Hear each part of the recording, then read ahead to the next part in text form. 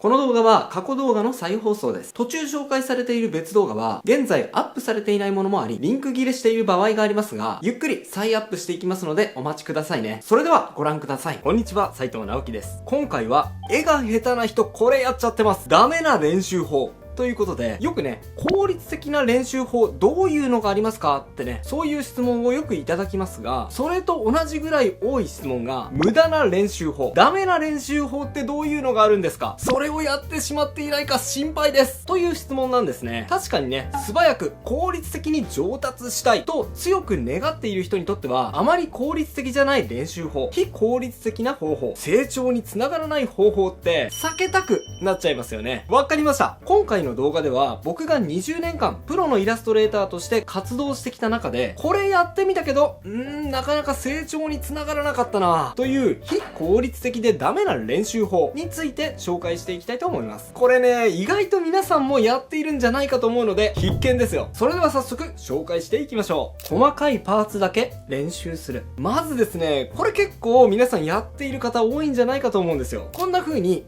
全体じゃなくて細かいパーツだけをたくさん練習しているパターン。例えばね、目だけをずーっと練習しているとか、そういうのです。これはですね、残念ながらあんまりね、効果ないです。一応ね、先に補足しておきますが、一時的にね、目的を持ってパーツを試し書きしてみるっていうのはあると思いますよ。角度の違いによってどういう線、どういう塗りに落とし込もうかなとか、模索している段階でこうやったらうまく描けるんじゃないかなって部分部分の描き方のカタログを作るような、そういう段階はあるかもしれません。あとはね、どうしてもそこだけうまくいかないので、一旦全体から切り離してパーツだけ、例えばね、手とか足だけを集中的に練習してみる段階とか、あとはね、素体だけとか筋肉だけの練習をしている段階もあると思います。ですが、基本的にはあまりにもですね、パーツだけをずーっと練習しているのってそんなにね、効果的ではないんです。というか逆にですね、長い間パーツだけを練習し続けてしまうと、練習すればするほど絵が下手になってしまう危険性もはらんでいると僕は思うんですよ。それはなぜか。なんで僕がこの練習法が良くないと言っているのかというとですね、理由は全体感です。絵を見る人はどういう風に絵を見るかというとですね、最初からね、こんな風に目を近づけて絵を見る人って、あんまりいません。最初はね、絵から距離を取って全体として絵を見る人がほとんどなんです。その時にパッと目に飛び込んでくる情報って何かというと、目のキラキラ感とか手足の描写のうまさとかではないんですよ。絵全体の雰囲気だったり、そこに書かれているキャラクターの生き生き感だったり、そういうね、全体感、バランスがまず目に飛び込んでくるんです。なので、いくらね、パーツがうまく書かれていたとしても、そのパーツの配置だったり、大きさだったり、角度だったり、そういうものが絵全体に対してずれていたり、バランスが悪かったりするとですね、なんかこの絵ちょっと気持ち悪いなっていう印象になってしまうんです。いくらパーツがうまかったとしてもです。逆にですね、各パーツがそんなにうまくなくても、絵全体の雰囲気やバランスが整っていさえすれば、実は結構絵ってうまく見えちゃうんですよ。例えばですね、僕が以前ライブペイントで描いたパレット弾のラフイラスト、これを見てください。これね、引いたら割といい感じに見えません？ある程度ね、見栄えがするようにこの段階でも見えると思うんですよ。でもね、絵に寄ってみましょう。ほら、もうなんかパーツごとに見るとかなりいい加減に描かれているのがわかるじゃないですか。結構ね、形状がぐにゃぐにゃしてて適当ですよね。でも引きで見るとなんかまともに見える、うまく見える。絵を見る側の視点って実はね、こういうものなんです。よりではなくて、引いた時の印象が優先されるんですよね。見る側と描く側の視点の違い、こうして見ると面白いでしょ。見る側の視点が引いた時の目線であることを想定しているなら、あくまでも全体感のバランスの中に各パーツが存在しているんだということを強く意識しながら練習することが大切です。この考え方取り入れてみてはいかがでしょうか。綺麗な丸を描く、直線を描く、あとはですね、これちょっと僕としては意外な質問だったんですが、でも多くの方がこれ気にされているようなので、お答えしますね。よくね、僕こういう質問を投げかけられるんですよ。私、線、まっすぐ描けないですし、丸もうまーく丸く描けないんです。こんな私が良い絵なんて描けるでしょうか？いや、描けないですよね。わかってます、わかってます。無理だってこと。どうせ私なんて無理なんです。なんかね、こんな風に線や丸をうまく描けないから絵が描けないんじゃないかって思い込まれている方が非常に多いんですよ。でね、そういう方って絵を描く前に下準備としてね、線やね、丸の練習をされてるみたいなんですよね。こんな風にね、線をまっすぐ描けるように、丸、ダメだ、丸く描けないって、もはや苦行ですよね。断言しちゃいますね。絵をうまく描くには、線や丸をきちんと描けなきゃいけないかというとですね、そんなの関係ありません。いや。だって、さっきの僕の絵見ました？もう一度見てみてくださいよ。これですね、色塗ってるから、それっぽく、ちゃんとした線で描かれているように一見見えますでしょ？でもね、これ、色抜いちゃいますね。ほら、線、ふにゃふにゃでしょ？もうね、酔っ払いみたいな線じゃないですか？いや、シラフで描きましたよ。ちゃんとね。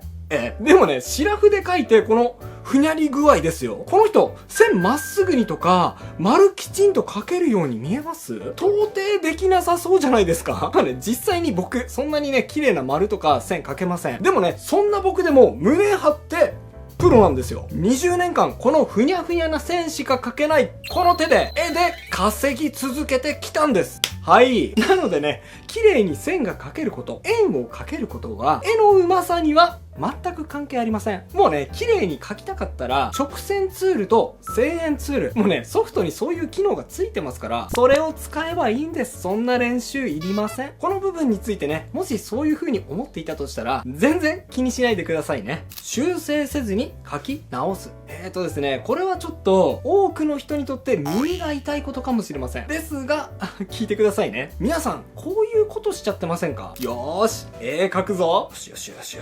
し。なんかうまくいかないな。いやー、これ、直すの面倒だし、新しい紙に書き直そう。ぽい。はい。これね、やっちゃいますよね。まあ、これもね、絶対にやっちゃいけないっていうわけじゃありません。何パターンも、いろいろなパターンを書いてみるっていうことは大事ですし、新たに書き直す行為っていうのもある程度有効なんですが、こればっかりしているとですね、実は絵って練習してもあんまりね、うまくはなれないんです。なぜかというと、これ、絵に限ったことじゃないかもしれませんが、上達っていうのは何なのか。それは一言で言うと、気に入らない部分を気に入るように修正できるようになることとも言い換えることができるからです。そうなんです。上達ってですね、修正力なんです。一方でね、今まで書いてきたものを捨てて、最初から書き直す行為って、これね、何を期待しているかというと、何かの間違いが起きて、うまく書けないかなっていう、そういう奇跡を期待しているような行為なんですよ。なので、たとえその奇跡が起こってうまく書けたとしてもですね、それって再現性いまいちなくないですか？それはね、たまたま奇跡が起きただけで上達ではないんですよ。まあ、こう言ったらね、言い過ぎかもしれませんが、それはね、ギャンブルに近いです。ギャンブルに頼りすぎるといつか失敗しそうじゃないですか？そうならないためには着実にね、良さを自力で作り上げられるようになる必要があると思います。じゃあ何をすればいいのか。シンプルです。一度これを書くって決めたらですね、途中で新しい紙を用意せずに、その絵、良くなるまでひたすら修正を積み重ねてみてください。ここがあんまり良くないな。こういう風に修正しよう。あとここもちょっと気になるな。修正。これをね、繰り返すんです。そうして何度か修正を積み重ねていると、全然ね、最初は良くないと感じた絵が、急にね、良いと感じられる瞬間が訪れます。そうです！それ、今まさにあなたに起きたその変化が、これが上達なんです。そしてね、その経験は必ず自信につながります。この前もできたし、俺、どうせできちゃうんだろうなっていう、そういうね、自分への信頼感につながっていくんです。こういうことを言ってる僕もですね、実は新たに書き直すこと、結構やっちゃってました。僕はよくですね、コピー用紙とかペラ紙に練習をし続けていた時期があったんですが、その時にはね、結構こういう癖がついちゃっていたような気がします。。なのでそういう人はですね、一枚一枚を気軽に捨てられるようなペラ紙ではなくて、ノートとかスケッチブックとかを隙間なく一冊みっちりと気に入った絵で埋めることを目標にしてみてください。それだけでもかなり上達につながると思います。インプットせずにアウトプットだけする。はい、これはですね、もしかしたら意外かもしれません。皆さん、練習って聞くと多分直感的には手をひたすら動かすこと、つまりアウトプットって言ったりしますが、このアウトプットだけをひたすら繰り返すことを思い浮かべると思います。ですが、これまたブブー。実はね、絵を上達させるにはアウトプットも大事なんですが、何よりもインプット。何かね、気になる本を読んだり、画集を見たり、映画やアニメを見たり、散歩中にね、いいな、綺麗だなって風景を眺めることだっていいです。そういうね、日常的に気になるものを常にインプットし続けることが大事なんです。そういうことなしにただただ手を動かしていてもですね、あんまり上達ってしません。なぜかっていうとですね、僕は絵っていうのは感動を形にする技術だと捉えています。大切なことなのでもう一度言いますね。感動を形にする技術です。つまり大元にある感動、これがなければ何も形にするものがないじゃないですか。何もなしに技術だけを磨いてもですね、それはただただ中身すっかすかの空っぽの箱が出来上がるようなものです。何も上達しないんですね。最近書いても上達しないなーっていう人はですね、ちょっと立ち止まってみて、そして自分に問いかけてみてください。私最近何か感動したっけなって。自分自身に対して形にしたいと思えるような感動、味わわせてますか？がむしゃらにね、アウトプットしすぎて自分を楽しませるようなことしてない可能性はないですか？アウトプットだけが練習じゃありません。いろいろな刺激、情報をインプットして自分自身にたくさん良いものを取り込むこと、これも立派な練習の一部なんです。ぜひこのことを忘れないでくださいね。効率ばかりを追い求める。もしかしたらね、最後にこれを聞いたら皆さんは驚いてしまうかもしれません。ですが大事なことなのであえて言うことにします。それは何かというと、効率のいい練習法ばかりを追い求めてしまうと上達に限界がすぐ来てしまうかもしれないよということです。これちょっと驚きますよね。いや、直樹、お前今まで効率のいい練習法伝えてきたじゃないか。お前、今、真逆のこと言ってんぞって思いますよね。はい。それはね、自覚してます。でもね、これには理由があるんです。確かにね、効率のいい練習って短期間に上達する上では大事です。ですが、効率のいいやり方ばかりを追い求めてしまうとですね、絵でもしくはクリエーションに関わること、何でもそうなんですが、そういったことで長く生きていくにはですね、あまり良くない思考だとも一方では思うんです。なぜかというと、これはね、ちょっと身も蓋もない話なんですが、そもそも効率的に生きていこうとするなら、クリエイターなんかにならない方がいいんですよ。いや、だってお金を稼ぐことだけに着目したとしたら、投資とかを勉強した方がよっぽど効率的ですし、社会的にね、成功するためだったら、きちんと勉強して、エリート街道を進んだ方がよっぽど効率的だと思うんですね。普通に考えて。皆さんそう思いません？だからですね、クリエイターで生きていこうと決めた時点で、かなり非効率的な生き方をすでに決めちゃっていることになるんですよ。でも、その上でね、ちょっとこの生き方は一見非効率的に見えるけど、でももしかしたら、その先に誰もが見たことがない光景が広がってるんじゃないかな。そういう冒険心に欠けている部分があるんじゃないかと思うんです。少なくとも僕はそうですね。そういう考えが根底にあるので、その効率を無視した生き方と、効率をなるべく優先しようという思考。この二つをね、両立させようとすると、必ず無理が生じてくると思うんです。だってね、効率を優先しようとした時点で、クリエイターをやめようという結論が、まず最初に出てくるはずじゃないですか。これ当然ですよね。ちょっとこの考え方はですね、普段僕が動画でお伝えしているような、こうしたら効率的ですよ、短期間で上手くなれますよという考え方とは相入れないかもしれませんが、でも本当のことなのでお伝えします。僕が20年間なぜクリエイターとしてやってこれて、そして今現状こうやって皆さんの前でこうしてこういうことをお伝えできているのか、その理由、僕にとって本当に力になってくれたことってどんなことかというとですね、効率的な上達法ではなくて、むしろ非効率的なことだったかもしれないなってって思うんですよ。例えばね、大学生の時に描いていたグロテスクな絵。これは直接的には今の絵とは結びついていないけど、今になってかなり僕に貢献してくれています。ねえねえねえ、知ってる？今可愛い絵を描いている斉藤直樹ってイラストレーター。実は昔こんな絵描いてたんだよ。って面白がってくれるきっかけになってくれていますし、それだけじゃなくて、技術的にもね、かなり細部まで細かく書き込む能力が身についたのは、あの時代の絵柄があったからこそだと思うんです。今考えるとね、すごく非効率的でした。ああでもない、こうでもないってね、もうすごくゴシゴシ